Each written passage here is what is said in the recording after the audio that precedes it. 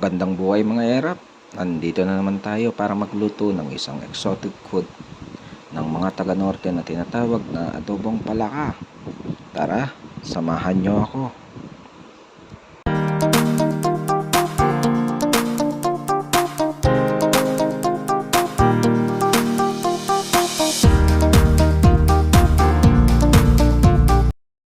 Ito nga palang mga palaka, kakahuli lang kagabi ito sa palayan namin.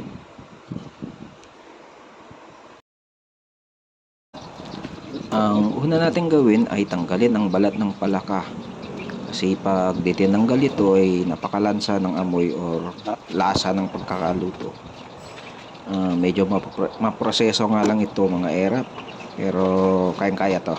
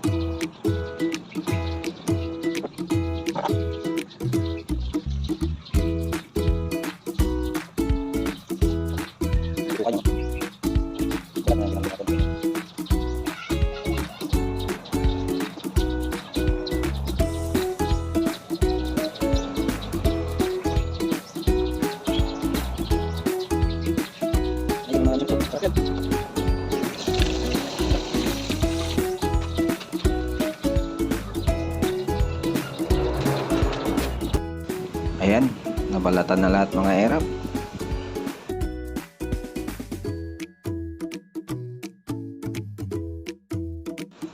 Ngayon naman, magkagayak naman tayo ngayon ng pansahog.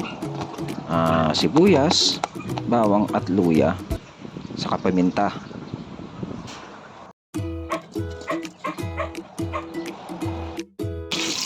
Gigisa na natin mga erap.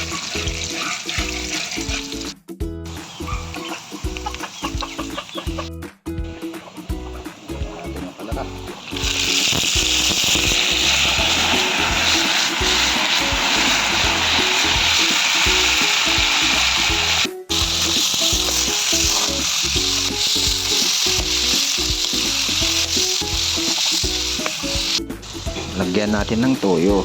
Ang sikat at pinaka-the best toyo pala dito sa amin sa Cagayan ay ang Malabon toyo.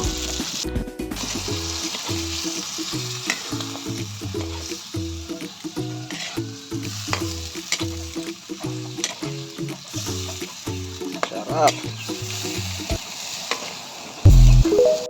Lagyan natin ng magic sarap. Nilagyan ko na din pala ng lemongrass para matanggal ang lansa.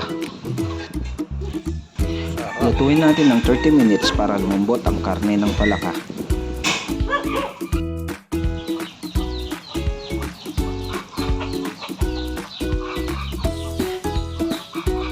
At ito na nga ang finished product natin mga erap, adobong palaka. Wow, sarap! Tara kain!